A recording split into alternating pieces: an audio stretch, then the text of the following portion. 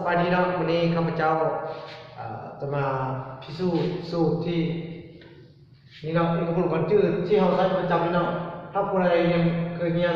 คณิตศาสตร์นะก็ฮู้เนาะตัวนี้มาจากสัตว์หรืออีกคนเนาะอีกคนตัวนี้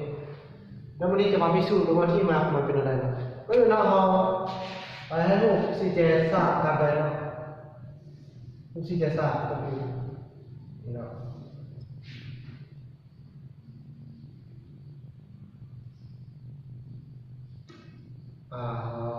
ในห้องซีเจศาสตร์ห้องซีเจศาสตร์แบบนี้เนาะรายการนั้นเราแบ่งเป็น4ส่วนบนเท่ากันกันได้เนาะแบ่งอาจจะแบ่งอาจจะลดบนเท่ากันกันได้เนาะดูนี่แล้ววันนี้ข้าพเจ้าจะมาข้างนี้เป็นข้าง A เนาะข้างนี้เป็นข้าง A ข้างนี้นะแสดงว่า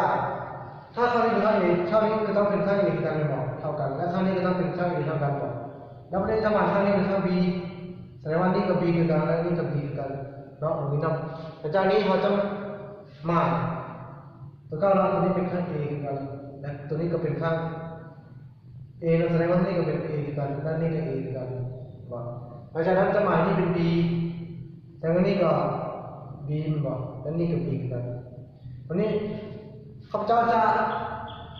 หมายห้องนี้เนาะโดยจะนั่งแบบนี้เลยเนาะแล้ว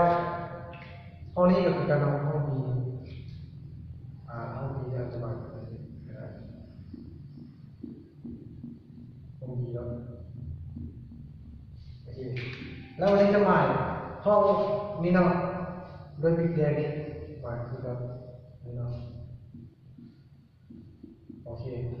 แล้วตัวนี้ก็คือการจะหมายนี่เนาะนี่เนาะ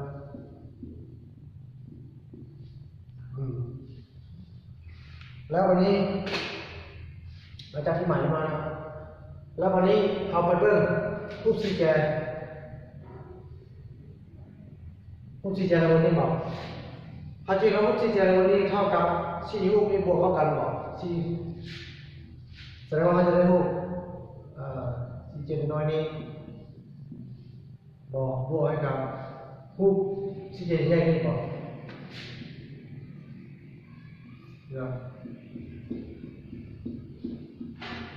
แล้วก็บวกให้กับรูปนี้เลยบอก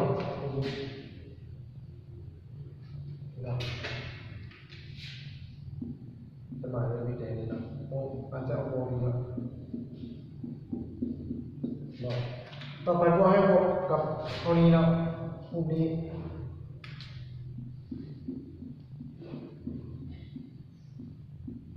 โอเค